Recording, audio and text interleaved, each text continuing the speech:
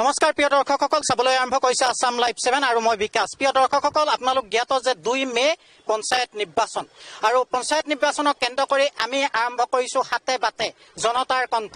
জনতাৰ কণ্ঠত নিগৰিব জনতাৰ আশা আকাংক্ষা হেৰুৱাৰ বেদনা। আৰু আজি মহাত্মা গান্ধীৰ প্ৰতিমূৰ্তিৰ সন্মুখত দুজন বিশেষ ব্যক্তি, জ্যেষ্ঠ ব্যক্তি আছে। তেখেতসকলৰ পৰা আমি জানিবলৈ চেষ্টা কৰিম যে মহাত্মা গান্ধীৰ সপোনৰ পঞ্চায়তী ৰাজ ব্যৱস্থা আৰু সাম্প্ৰতিক ৰাজনীতি আৰু জনপ্ৰতিনিধি। মই ছাৰ আপোনাৰ ওচৰলৈ আহিছোঁ। মহাত্মা গান্ধীয়ে যি সপোন লৈ পঞ্চায়তী ৰাজ ব্যৱস্থা প্ৰৱৰ্তন কৰাৰ কথা তেখেতৰ চিন্তা আগবঢ়াইছিলে, বৰ্তমান সেই যি সপোনৰ পঞ্চায়তী ৰাজ, সাম্প্ৰতিক ৰাজনীতি বা এই যিসকল জনপ্ৰতিনিধি, তেখেতসকলৰ মাজত আপুনি তেখেতৰ সপোনখিনি পূৰ্ণ হোৱা যেন দেখা পায়নে? ধন্যবাদ। এইটো আমি কেতিয়াও একাষাৰে পূৰ্ণ হৈছে বুলি আমি ক'ব নোৱাৰোঁ। আমি নিজেই দেখা নাই, কাৰণ পঞ্চায়তী ৰাজ বুলি কওঁতেই গান্ধীজীৰ কথাটো থাকিবই লাগিব। গান্ধীজীৰ সপোন আছিলে যে গান্ধীজীৰ ৰাম ৰাজ্য সপোন আছিলে। গতিকে সেই ৰাম ৰাজ্য সপোন, গান্ধীজীৰ ৰাম ৰাজ্য সপোনৰ গোটেই ধাৰণাটো আছিলে যে সেইখিনি সময়ত যে ভাৰতবৰ্ষৰ 95%ই গাঁও আছিলে, 5% মানহে নগৰ আছিলে। আজি আপোনাৰ 70% মান গাঁও হৈছে, 30% মান নগৰ হৈছে। তেতিয়া কিন্তু নগৰীকৰণটোত মানে ভাৰতীয় সমাজ বুলি কওঁতে মানে 100% গ্ৰাম্য সমাজ ব্যৱস্থা বুলি ক'ব লাগিব। গতিকে তেওঁ গ্ৰাম্য সমাজৰ মানুহখিনিক লৈহে ৰাম ৰাজ্য সপোন দেখিছিলে। আৰু সেইকাৰণে তেওঁ এটা নিখুঁত ধাৰণা ভাৰতৰ মানে স্বাধীন ভাৰতক দিব খুজিছিলে যে পঞ্চায়তী ৰাজ ব্যৱস্থাটো যদি গ্ৰাছৰুট লেভেললৈ লৈ যাব পৰা হয়, তাত যদি ৰাজনৈতিকভাৱে গ্ৰাছৰুট লেভেলৰ গোটেই মানুহখিনিক যদি সচেতন কৰিব পৰা যায় ৰাজনৈতিকভাৱে, তেতিয়াহ'লে তেওঁলোকে আগবাঢ়ি যোৱাত সহায়ক হ'ব। কিন্তু সেইটো এতিয়া আমি বৰ্তমান সময়ত কিন্তু গান্ধীজীৰ আজি মৃত্যু হোৱাৰ আজি পাছতো আমি সেইটো দেখিবলৈ পোৱা নাই। আৰু এতিয়া ধৰক, এতিয়া আপুনি কৈছে যে 2 তাৰিখে কি আছে, পঞ্চায়ত ইলেকশ্যন আহি আছে। গতিকে ভোটাৰসকলে তাত অংশগ্ৰহণ কৰিব। গতিকে মই এতিয়াও আহ্বান জনাওঁ, সময় এতিয়াও আছে মানুহৰ হাতত, যে মানুহে এতিয়াও মানে চাওক যে কেনেকুৱা তেওঁলোকে দল বুলি নহয়, মানুহ নিৰ্বাচন কৰি পঠাওক। কেনেকুৱা মানুহে আচলতে কাম কৰিব পাৰিব পঞ্চায়তখনত, আৰু কেনেকুৱা মানুহে আচলতে মানুহৰ হৈ কাম কৰে। গতিকে তেনেকুৱা মানুহক আপোনালোকে, মই ভোটাৰসকলক বিশেষভাৱে কৈছোঁ যে তেওঁলোকে ভোটাৰবিলাক কনচিয়াছ হওক, তেতিয়াহে আচলতে সঁচা অৰ্থত এই গান্ধীজীৰ পঞ্চায়তী ৰাজৰ যিটো সপোন, সেই সপোনটো ভাৰতীয় ৰাইজে বা অসমৰ ৰাইজে লাহে লাহে পাবলৈ সক্ষম হ'ব। যদি মানুহ নিৰ্বাচন কৰাত অন্ধভাৱে যদি গণতন্ত্ৰৰ প্ৰক্ৰিয়াত যদি সোমাই গৈ পেলাই আমি অন্ধভাৱে যদি ছাপোৰ্ট কৰি যাওঁ, তেতিয়াহ'লে হয়তো আৰু কোনো কালেই গান্ধীৰ সপোনো ফলৱতী নহ'ব। আৰু পঞ্চায়তী ব্যৱস্থাত থাকিও মানুহে কেতিয়াও ইয়াৰ সুফল পাবলৈ সক্ষম নহ'ব। পঞ্চায়ত নিৰ্বাচনৰ প্ৰাকখনত আপুনি এটা সুন্দৰ বাৰ্তা প্ৰেৰণ কৰিছে যে পাৰ্টি চাই নহয়, প্ৰাৰ্থী চাই। কাৰণ পাৰ্টীয়ে এটা আন্তঃগাঁথনি সুন্দৰ কৰে, প্ৰাৰ্থীয়েহে। প্ৰাৰ্থীৰ মানসিকতাৰ ওপৰত পাৰ্টীৰ মানদণ্ড নিৰ্ভৰ কৰে। গতিকে প্ৰিয় দৰ্শকসকল, এজন জ্যেষ্ঠ ব্যক্তি হিচাপে তেখেতৰ মনোভাৱ তেখেতে ব্যক্ত কৰিছে, পাৰ্টি চাই নহয়, প্ৰাৰ্থী চাই। মই দাদা আপোনাৰ ওচৰলৈ আহিছোঁ। কি অনুভৱ? দীৰ্ঘ সময় ধৰি আপুনি অসমৰ ৰাজনীতি, অসমৰ সমাজনীতি অধ্যয়ন কৰিছে, আৰু আগন্তুক পঞ্চায়ত নিৰ্বাচন, বিগত সময়বোৰত দেখিছে পঞ্চায়তসমূহে জনতাৰ আশা আকাংক্ষা পূৰ্ণ কৰিব পৰা নাই। যিয়ে নকওক, আপুনি AJP, কংগ্ৰেছ, BJP বা XYZ যিয়ে নকওক, কি আহ্বান জনাব এজন জ্যেষ্ঠ ব্যক্তি হিচাপে? এই পঞ্চায়তী ৰাজটো মহাত্মা গান্ধীৰ সপোন আছিলে। মহাত্মা গান্ধীৰ ৰাম ৰাজ্যৰ সপোন আছিলে। ৰাম ৰাজ্যৰ সপোনৰ লগত এই পঞ্চায়তী ৰাজটো, পঞ্চায়ত হেৰিটো সম্পূৰ্ণ হেৰি আছিলে। গতিকে এতিয়া আমি দেখিছোঁ, যেতিয়াৰ পৰা এই ৰাজনীতি হ'ল, ৰাজনীতিয়ে পঞ্চায়তী ৰাজটো ধ্বংস কৰাৰ নিচিনাই। তাত এনেকুৱা কিছুমান মানুহ দিয়ে, খালি তেওঁলোকে নিজৰ স্বাৰ্থ পূৰণ কৰিবৰ কাৰণে কয়, জনসাধাৰণৰ কাৰণে অকণো চিন্তা নকৰে।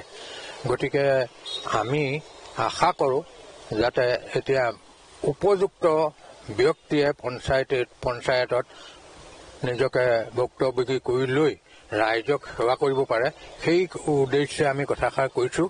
আৰু এতিয়া অহা 2 মে নহয় জানো, 2 মেত পঞ্চায়তৰ ইলেকশ্যন আছে। নিৰ্বাচন আছে, সেই নিৰ্বাচনত যাতে পাৰ্টি নহয়, প্ৰাৰ্থী হিচাপে ৰাইজে শুদ্ধ মানুহক, শুদ্ধ ব্যক্তিত্ব থকা মানুহক যাতে ভোট দি জয়যুক্ত কৰি আমাৰ পঞ্চায়তী ৰাজৰ, মহাত্মা গান্ধী পঞ্চায়তী ৰাজৰ সপোনটো দিঠকত পৰিণত কৰে, এইটোকে আমি আশা কৰোঁ। আৰু মহাত্মা গান্ধীয়ে যিটো দেখিছিলে গ্ৰাম্য অৰ্থনীতিৰ কাৰণে পঞ্চায়তী ৰাজটো অতি প্ৰয়োজনীয় বস্তু, গতিকে পঞ্চায়তী ৰাজটো গ্ৰাম্য সমাজৰ গাঁওবিলাক উন্নত হ'লেই দেশখন উন্নত হৈ যায়, উন্নত হয়, কিন্তু সেইটোকে আজিলৈকে হোৱা নাই। গতিকে ব্যক্তিত্ব থকা মানুহ পঞ্চায়তত ভুক্তভোগী হৈ ৰাইজৰ যাতে সেৱা কৰিব লাগে, নিজৰ স্বাৰ্থ ত্যাগ কৰি ৰাইজৰ সেৱা কৰিব লাগে, সেই কথাটো যাতে তেওঁলোকে কৰে, তাকে দি মই মোৰ অনুভৱ ব্যক্ত কৰিলোঁ, যাতে শুদ্ধ এখন পঞ্চায়ত হয় গোটেই অসমতে। গতিকে সেইটোকে কৈ পেলাই মোৰ বক্তব্য সামৰণি মাৰিলোঁ। ধন্যবাদ জনাইছোঁ দাদা। প্ৰিয় দৰ্শকসকল, এখন ৰাজ্য, এখন দেশৰ অৰ্থনৈতিক যি পৰিকাঠামো, সেই পৰিকাঠামো প্ৰস্তুত হয় গ্ৰাম্য অৰ্থনীতিৰ পৰা। আৰু গ্ৰাম্য অৰ্থনীতি তেতিয়াহে সবল হ'ব যেতিয়া আমাৰ জনপ্ৰতিনিধিসকলৰ মানসিকতাবোৰ সবল হ'ব। জনপ্ৰতিনিধিসকলৰ মানসিকতাটো সামাজিকভাৱে দায়বদ্ধ হ'ব।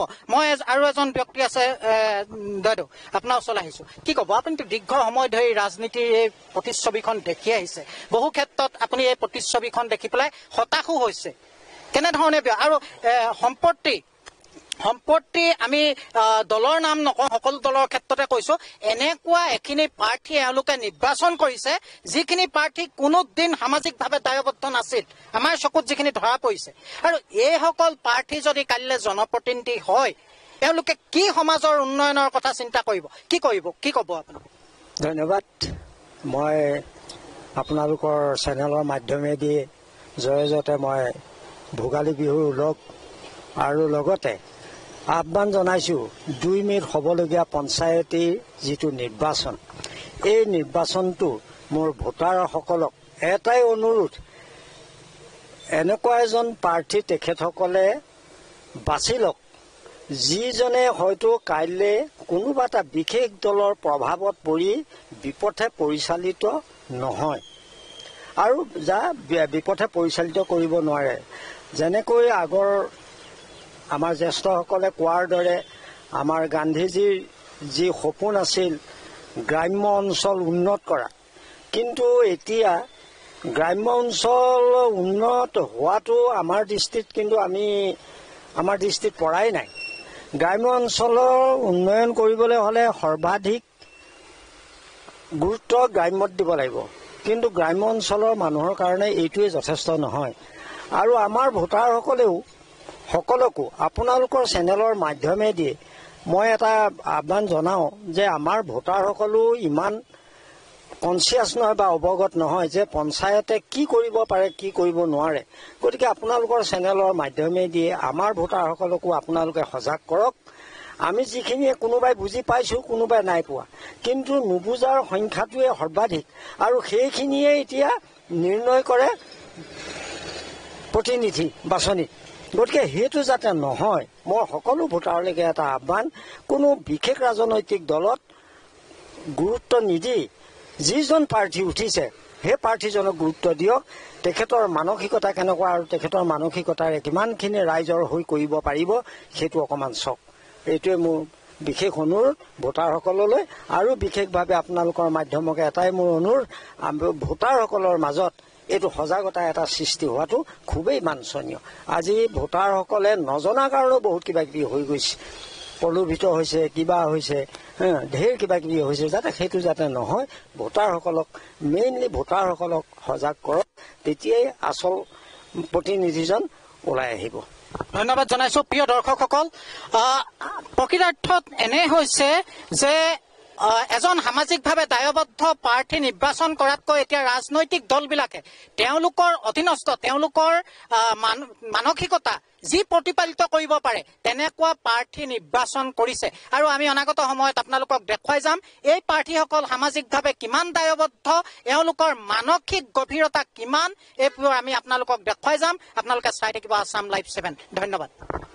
আপুনি আপোনাৰ সন্তানক কোনখন শিক্ষানুষ্ঠানত নামভৰ্তি কৰিব সেই বিষয়ে হয়তো পৰিকল্পনা কৰি আছে এখন উন্নত পৰ্যায়ৰ শিক্ষানুষ্ঠানত নামভৰ্তি কৰিবৰ বাবে আপুনি শিৱসাগৰ জিলাৰ বৃহত্তৰ আমগুৰি অঞ্চলৰ উচ্চ শিক্ষাৰ অনুষ্ঠান আমগুৰি মহাবিদ্যালয়খনক নিৰ্বাচন কৰিব পাৰে এই মহাবিদ্যালয়খনে উচ্চতৰ মাধ্যমিক চূড়ান্ত পৰীক্ষাত অসমৰ ভিতৰত সপ্তম আৰু দ্বিতীয় স্থান দখল কৰি দুবাৰকৈ অঞ্চলটোলৈ গৌৰৱ কঢ়িয়াই আনিবলৈ সক্ষম হোৱাৰ লগতে স্নাতক আৰু স্নাতকোত্তৰ পৰীক্ষাতো প্ৰথম শ্ৰেণীৰ প্ৰথম স্থান আৰু সোণৰ পদক লাভ কৰিবলৈ সক্ষম হৈছে আমগুৰি মহান মনীষীসকলৰ অক্লান্ত শ্ৰম আৰু ত্যাগৰ বিনিময়ত 1967 চনতে প্ৰতিষ্ঠা লাভ কৰা মহাবিদ্যালয়খনে সোণালী জয়ন্তী বৰ্ষ অতিক্ৰম কৰি সাফল্যৰ বতৰা লৈ ভৱিষ্যতৰ দিশে আগবাঢ়িছে পঢ়া-শুনাৰ ক্ষেত্ৰত কিছু পৰিমাণে দুৰ্বল ছাত্ৰ-ছাত্ৰীৰ বাবে বিশেষ শ্ৰেণীৰ ব্যৱস্থা তথা বৃত্তিমুখী পাঠ্যক্ৰমৰ অন্তৰ্ভুক্তি ল'ৰা আৰু ছোৱালীক পৃথক পৃথক এনচিচিৰ সুবিধা মহাবিদ্যালয়খনৰ ইতিবাচক দিশ ৰাষ্ট্ৰীয় মূল্যায়নৰ প্ৰত্যয়ন পৰিষদ নাকৰ দ্বাৰা এ গ্ৰেড লাভ কৰা আমগুৰি মহাবিদ্যালয়ত আপোনাৰ সন্তানটিক নামভৰ্তি কৰাই আপুনিও সফলতাৰ অংশীদাৰ হোৱাৰ সুযোগ লাভ কৰিব পাৰে